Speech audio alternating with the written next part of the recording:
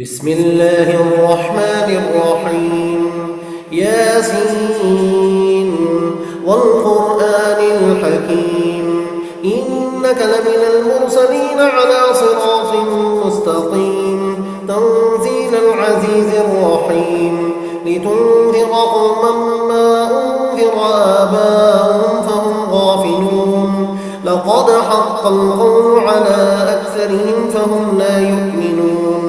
إنا جعلنا في أعناقهم أغلالا فهي إلى الأذقان فهم مقمحون وجعلنا من بين أيديهم سدا ومن خلفهم سدا فأغشيناهم فهم لا يبصرون وسواء عليهم أنذرتهم أم لم تنذرهم لا يؤمنون إنما تنذر من اتبع الذكر وخشي الرحمن بالغيب فبشره بمغفرة وأجر كريم إنا نحن نحيي الموتى ونكتب ما قدموا وآثارهم وكل شيء أحصيناه في إمام مبين واضرب لهم مثلا أصحاب القرية إذ جاءها المرسلون إذ أرسلنا إليهم اثنين فكذبوهما فعززنا بثالث فقالوا إنا إليكم مرسلون قالوا ما أنتم إلا بشر مثلنا وما أنزل الرحمن من شيء إن أنتم إلا تكذبون قالوا ربنا يعلم إنا إليكم لمرسلون وما علينا إلا البلاغ المبين قالوا إنا تطيرنا بكم لئن لم تنتهوا لنرجمنكم وليمسنكم منا عذاب أليم قالوا طائركم معكم أئن ذكرتم بل أنتم قوم مسرفون وجاء من أقصى المدينة رجل يسعى قال يا قوم اتبعوا المرسلين اتبعوا من لا يسألكم أجرا وهم مهتدون وما لي لا أعبد الذي فطرني وإليه ترجعون أأتخذ من دونه آلهة إن يردني الرحمن بضر لا تغن عني شفاعتهم شيئا ولا ينقذون إني إذا لفي ضلال مبين إني آمنت بربكم فاسمعون قيل ادخل الجنة قال يا ليت قومي يعلمون بما غفر لي ربي وجعلني من المكرمين وما أنزلنا على قومه من بعده من جند من السماء وما كنا منزلين إن كانت إلا صيحة واحدة فإذا هم خامدون يا حسرة على العباد ما يأتيهم من رسول إلا كانوا به يستهزئون ألم يروا كم أهلكنا قبلهم من القرون أنهم إليهم لا يرجعون وإن كل لما جميع لدينا محضرون وآية لهم الأرض الميتة أحييناها وخرجنا منها حبا فمنه يأكلون وجعلنا فيها جنات من نخيل وأعناب وفجرنا فيها من العيون ليأكلوا من ثمره وما عملته أيديهم أفلا يشكرون سبحان الذي خلق الأزواج كلها مما تنبت الأرض ومن أنفسهم ومما لا يعلمون وآية لهم الليل نسلخ منه النهار فإذا هم مظلمون والشمس تجري لمستقر لها ذلك تقدير العزيز العليم والقمر قدرناه منازل حتى عاد كالعرجون القديم لا الشمس ينبغي لها أن تدرك القمر ولا الليل سابق النهار وكل في فلك يسبحون وآية لهم أنا حملنا ذريتهم في الفلك المشحون وخلقنا لهم من مثله ما يركبون وإن نشأ نغرقهم فلا صريخ لهم ولا هم ينقذون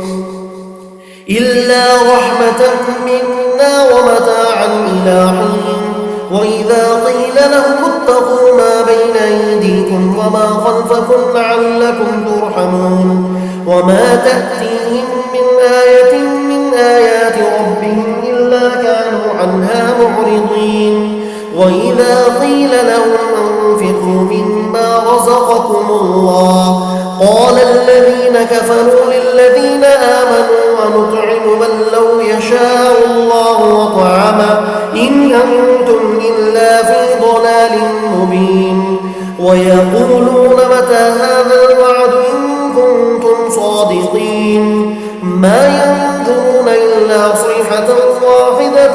تأخذهم وهم يخصمون فلا يستطيعون توصية ولا إلى أهلهم يرجعون ونفخ في الصور فإذا هم من الأجداث إلى ربهم ينسلون قالوا يا ويلنا من بعثنا من مرقدنا هذا ما وعد الرحمن وصدق المرسلون إن كانت إلا صيحة واحدة فإذا هم جميع لدينا محضرون فاليوم لا تظلم نفس شيئا ولا تجزون إلا ما كنتم تعملون